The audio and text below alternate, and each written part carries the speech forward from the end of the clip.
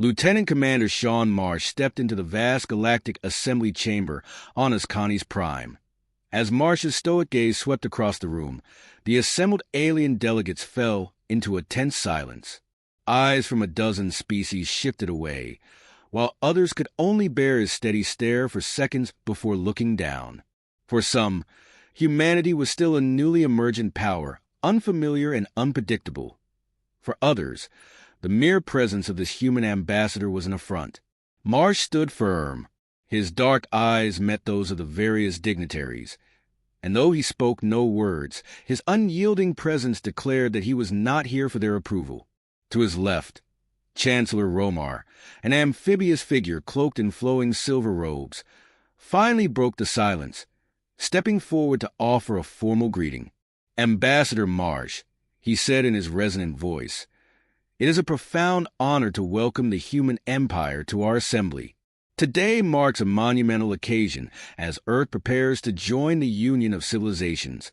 Marsh nodded curtly, his gaze never softening, yet he held back any response. Romar hesitated, visibly uneasy under the weight of Marsh's silence, but continued with practiced calm.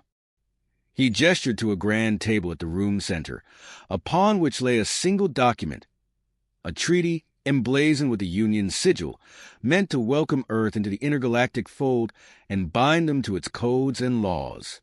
The Chancellor picked up the document and held it out ceremoniously. "We have concluded negotiations," Romar continued, "and now require only the signatures of each member.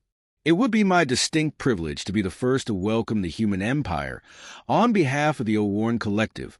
He marked his signature with a swift motion, followed by the official insignia of his people. As Romar passed the document down the line, each ambassador reluctantly added their mark. Some muttered half-hearted platitudes, their voices dripping with insincerity, while others signed in cold silence, shoving the treaty forward as though the paper itself were contaminated. Finally, the document reached the towering form of High General Zakrin, the Skrullian representative. The alien scales glistened under the chamber lights, and he wore a deep scowl, his expression twisted with barely contained rage. Zakrin's sharp claws grazed the treaty before he abruptly threw it onto the floor. "Why should we even consider admitting these barbarians?" he snarled. "These savages burned 24 of our nursery planets to ashes. Worlds meant to foster the next generations of my kind, reduced to cinders by their machines of war." Romar quickly raised a hand, hoping to quell the outburst. "General Zakrin, we have agreed." "You agreed," Zakrin hissed, his slit-pupiled eyes flashing as he scanned the assembly. "None of you suffered as we did. None of your species has had entire broods culled before they even hatched." He turned back to Marsh, a clawed finger pointing accusingly. "And yet, here they are, standing among us as equals, as if they are anything but a blight upon the stars." Marsh remained still, his face betraying no emotion, but his silence held a weight that pressed upon the assembly like an approaching storm. At last he spoke, his voice calm, yet carrying an unmistakable edge. "You attacked our home." The words hung in the air, simple yet cutting, and Zakrin faltered, his sneer fading as Marsh took a measured step forward. "A few 100,000 of your kind, innocent hatchlings, as you say, destroyed," Zakrin spat. "What of it, Ambassador? You retaliated with unthinkable brutality. You wiped out entire worlds. Generations." Marsh's voice remained steady. "When your fleets appeared in our skies, Earth was fractured. Nations were divided, distrustful of one another, competing over resources, bound by nothing more than proximity on the same planet. And then you attacked." Marsh leaned forward, his knuckles pressing against the table as he stared directly into Zakrin's reptilian eyes. "In that moment, we were no longer many. We became one. Every single division fell away. We united in the face of an enemy that dared to turn our home into a battlefield." Romar and the others watched in stunned silence as Marsh picked up the treaty from the floor, brushing it off before slamming it onto the table with a force that reverberated through the chamber. The subtle challenge in his gaze made the assembled aliens flinch. Do you know why we humans have rules of war? Marsh continued, his voice low, simmering with restrained intensity. They were made to keep us from annihilating ourselves. Our history is one of bloodshed and conquest, of empires rising and falling, of unspeakable acts committed in the name of power. These rules are a safeguard, a leash we place on ourselves to keep our darker impulses in check. But we made no such rule about how we handle those who come at us with violence. The room seemed to shrink under the weight of his words. Zachrin, visibly shaken, took a step back, his bravado crumbling under Marsh's relentless gaze. The human ambassador pushed the treaty forward, his tone quiet yet unyielding. Sign it, unless you want to learn firsthand why we have such rules. A stunned silence enveloped the chamber. Zachrin, visibly trembling, reluctantly picked up the treaty and added his mark, casting one last resentful look at Marsh. Good, Marsh said, tucking the treaty under his arm, his voice resonating with finality. It seems my business here is done. With a curt nod to Romar, he turned and walked away, his exit leaving the room in a state of taut silence. As the chamber doors closed behind him, the assembled diplomats released a collective breath, unable to shake the lingering sense that they had just narrowly avoided disaster. As Sean Marsh's figure faded from view, Chancellor Romar let out a subtle breath, glancing down at the treaty that now bore the mark of every civilization present. Yet, the room remained tense, each ambassador exchanging wary glances, uncertain if this fragile agreement would indeed prevent humanity's fire from spreading further. The O-worn leader cleared his throat, speaking in the calm tone he had mastered through centuries of diplomacy. The human empire is now a member of our union, he announced, folding his hands before him. The treaty binds us all to common laws, ones that protect each of us from undue aggression and enforce mutual respect. Earth, in joining, is likewise bound by these codes. A murmur rippled through the assembly.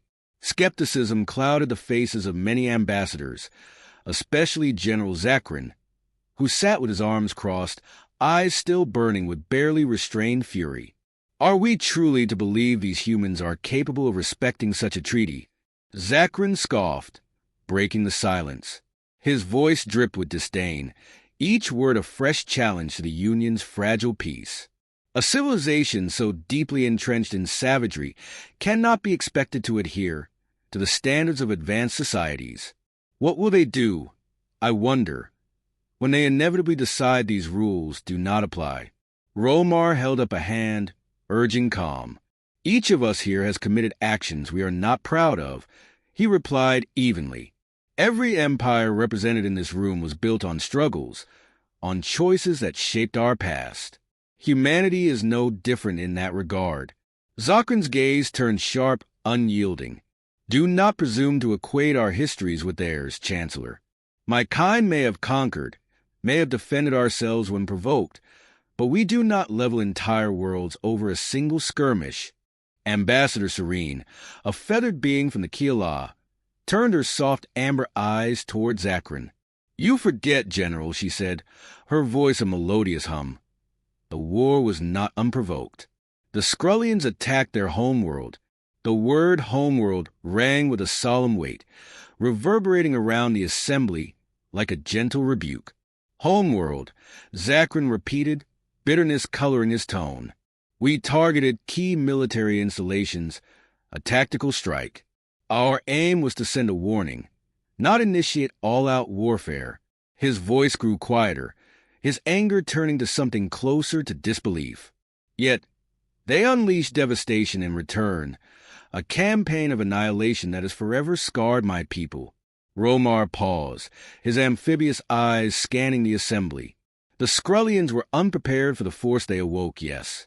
But humanity's laws of war were forged by experiences even they find difficult to bear. He spoke with deliberate calm, addressing not just Zachrin but the assembly as a whole. Their history is littered with conflicts as brutal as any we can imagine. They created rules, not for their enemies but for themselves, to keep from repeating mistakes that nearly led to their own destruction. At this, an alien representative from the far end of the table, a slender, crystalline being named Rollin, nodded thoughtfully. A history of restraint forged through trial, he mused, each word crackling like breaking glass. Perhaps that explains their actions when those restraints are lifted. Romar continued, looking toward each ambassador in turn. Their response to the Skrullian attack was terrifying, yes, but it was also revealing. Beneath their barbaric past lies an understanding of their own nature, an awareness that, without rules, they are capable of horrors even they cannot abide. Zakran's gaze flickered, a moment of hesitation breaking through his hard exterior. Yet, his pride held him firm. So we are to accept that they acted out of necessity, that their rules make them trustworthy? Trustworthy? Romar echoed, a slight smile breaking through his otherwise placid expression. Perhaps not. But consider this. These humans could have decimated all of our worlds when they retaliated. They stopped when they could have gone further. For now, that must be enough. A tense silence fell over the assembly, the weight of the decision pressing on every ambassador. They each knew the implications of Earth's entry into the Union, a civilization that had tasted war with a brutality few others could fathom, yet now bound to the same treaties meant to restrain them. With a solemn nod, Romar picked up the treaty, holding it carefully as if it were a delicate relic. This document represents our shared commitment to avoid repeating such tragedies. By signing it, we bind humanity and ourselves to this promise. Across the table, Zakran watched, his eyes narrowing. He reached into his robes, pulling out a holographic tablet, which projected an image of a Skrullian nursery planet. A world once lush and fertile, now barren, its landscape scorched beyond recognition. A symbol of trust? Zakran murmured bitterly, the image's pale light casting shadows on his face. Or a leash we hope will keep them at bay. Romar met his gaze, unflinching. Time will tell, General. For now, we act not out of blind faith, but necessity. Zakran's jaw clenched, his resentment unhidden. Yet he said nothing further, only nodding with a reluctant acceptance. Romar stood, signaling that the assembly was over. Let us hope that humanity has truly left its past behind. His voice echoed through the chamber, a quiet, powerful finality that held a hint of both hope and caution. As the ambassadors rose and began to file out, the air was thick with unspoken words, the lingering tension hinting that this uneasy alliance would need much more than a signed treaty to hold. For in each heart remained the nagging fear of what lay ahead, a fear neither words nor treaties could fully contain. As the assembly disbanded, a deep sense of unease lingered, like a dark cloud within the grand halls of Ascani's prime. Though the treaty had been signed, the weight of humanity's presence pressed heavily on each ambassador's mind. They had all witnessed the cold, controlled anger of Sean Marsh, a reminder of the unrestrained power Earth could unleash if provoked. The ambassadors gathered in smaller clusters, whispering quietly, but their voices barely masked the tension vibrating in the air. Chancellor Romar observed them silently, his gaze resting on General Zakran, who appeared to seethe in a corner of the hall. The Skrullian leader clenched his scaled fists, frustration evident in the rigid set of his shoulders. He stared out a high window, his piercing yellow eyes fixed on the nebulae far beyond, as if searching for an escape from his bitter reality. With an unreadable expression, Romar approached Zakran, his amphibious features calm. "You are troubled, General," he said in a smooth, careful tone. Zakran barely glanced at him, his voice low and strained. "How could I not be, Chancellor? We just handed our galaxy's future to a civilization of ruthless destroyers, beasts who pride themselves on their own rules, yet discard them whenever it suits their needs." He turned to face Romar, his face twisted with frustration. These rules of war they boast of, where were they when they laid waste to our nursery planets? Romar's expression softened, but his words were firm. They were, perhaps, missing. Yet humans have something few other species possess, an understanding of their own wrath. They know the darkness within themselves and have created restraints to contain it. Do you truly believe they did not feel the gravity of what they did to your nursery planets? That they acted without remorse? Zokran's jaw tightened, his voice a harsh whisper. Remorse? I saw no remorse in that ambassador's eyes, only the same cold resolve that brought ruin to my worlds. I saw a weapon, one barely restrained by this treaty. He glanced down, his voice dropping further. And weapons do not feel remorse. Romar placed a hand on Zokran's shoulder, guiding him away from the others toward a more secluded part of the hall. Your world suffered greatly, General, and no words can erase that. But perhaps this treaty will prevent further bloodshed. He gestured to the distant stars visible through the vast glass panels of the hall. If nothing else, it binds humanity to standards they may not otherwise follow, at least within our shared laws. Zokran let out a bitter laugh. And what stops them from breaking these laws, Chancellor? If they deem themselves wronged, what's to prevent them from unleashing that same fury upon us once more? Do you think words will bind them? His gaze turned fierce, cutting into Romar's calm.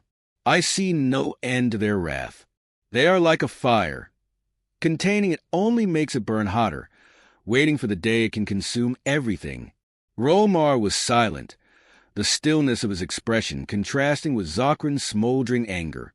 But before he could respond, a high-pitched chime echoed through the hall, signaling an incoming transmission. Both turned toward the central view screen, which displayed an urgent message from the Union's intelligence division. The message read, "New data from human activities detected. Request immediate review." A murmur passed through the hall as delegates glanced toward the screen. Their faces creased with concern. Romar waved his hand and the message expanded, showing a list of human activities, deployments, scans, and seemingly innocuous communication with other civilizations.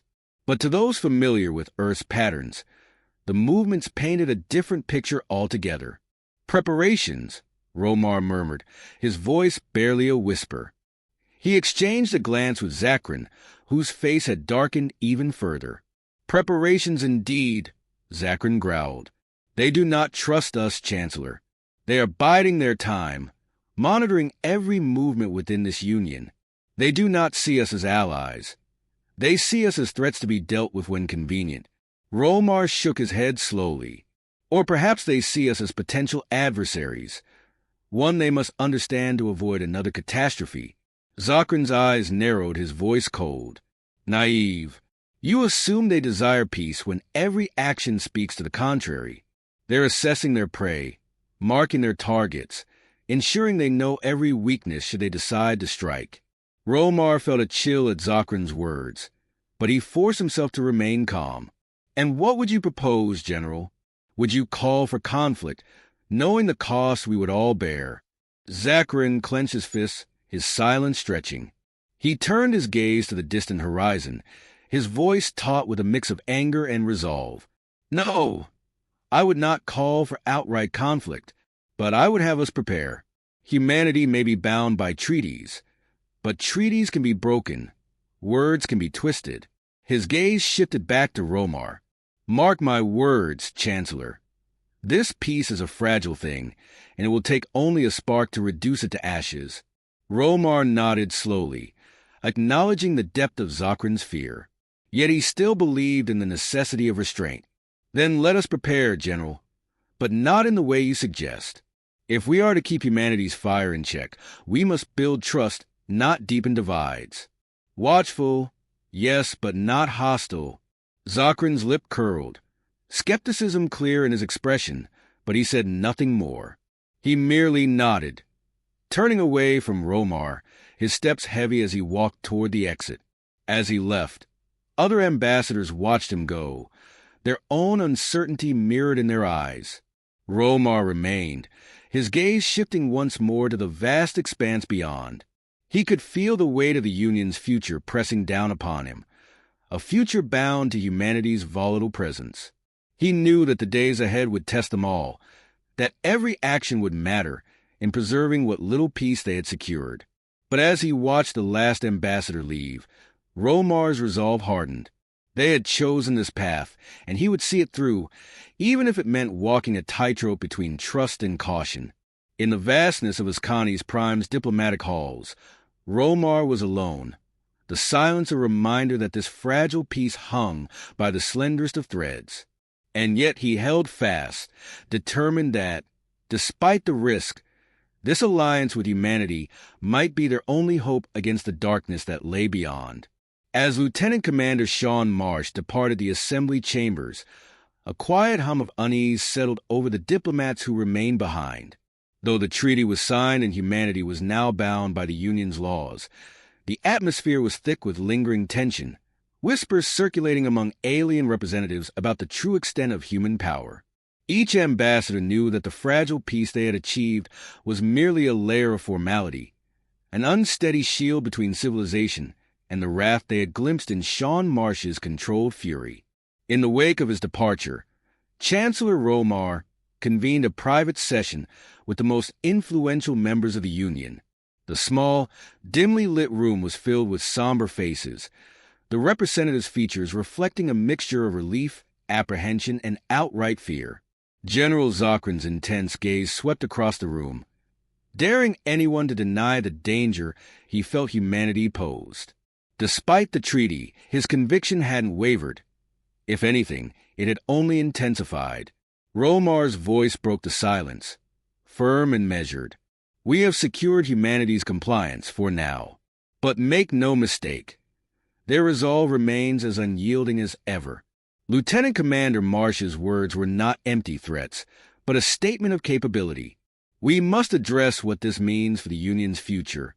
Ambassador Naller, a slender, silver-skinned representative from the Delvar system, shifted uneasily, his eyes wary.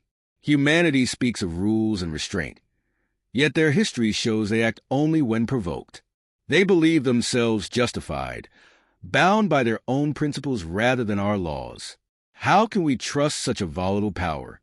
Zokran interjected, his voice sharp. You can't. They pride themselves on principles. Yes, but those principles bend as easily as metal in a furnace. Their restraint is an illusion. We saw that during the Skrullian conflict. They retaliate with devastating force, showing no mercy for those who cross them. Romar regarded Zokran steadily, his tone even. And yet, we have survived this encounter, have we not? Humanity has a brutal strength, but also a surprising capacity for diplomacy. It would be unwise to underestimate either aspect. Rather than preparing for war, we should ensure the lines of communication remain open. A murmur of agreement rippled through the room, though doubt remained in many of their eyes. While Romar's words carried weight, the ambassadors knew that talk of alliances and diplomacy would only go so far if humanity's patience ever snapped. As the discussion continued, a subtle notification blinked on Romar's data tablet, capturing his attention. He glanced down, his expression unreadable as he absorbed the information. The message was an internal report from Union intelligence, a covert observation of humanity's recent actions. Though humanity had pledged compliance, the report detailed a steady increase in their defensive capabilities.